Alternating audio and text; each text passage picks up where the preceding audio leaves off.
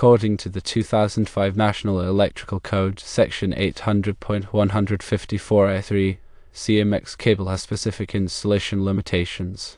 The code states that CMX cable shall not be installed in non-concealed spaces except for lengths up to 10 feet or 3.5 meters, where such lengths are exposed to view and accessible. This means that CMX cable's use in exposed areas is restricted to short runs. CMP cable, on the other hand, is not mentioned in this specific section. However, Section 800.154 provides guidance on CMP cable installations.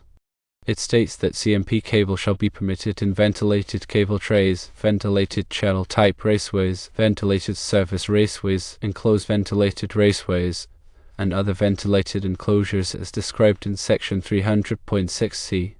This indicates that CMP cable is approved for use within various types of ventilated enclosures. Further clarifying the rules for CMP cable, Section 800.154 states that CMP cable shall be permitted in other spaces where exposed to view and accessible, provided that the cable is not subject to physical damage. This provision allows for CMP cable to be installed in non-concealed spaces for distances exceeding 10 feet given that it meets certain conditions. Firstly, the cable must be exposed to view.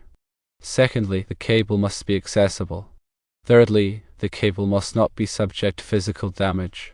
In summary, while CMX cable is limited to 10-foot runs in non-concealed spaces, CMP cable offers greater flexibility.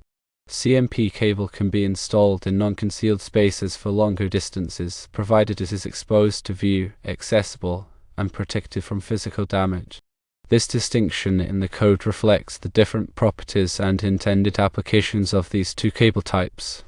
When installing communications cables, it is crucial to consult the relevant sections of the National Electrical Code to ensure compliance and safety.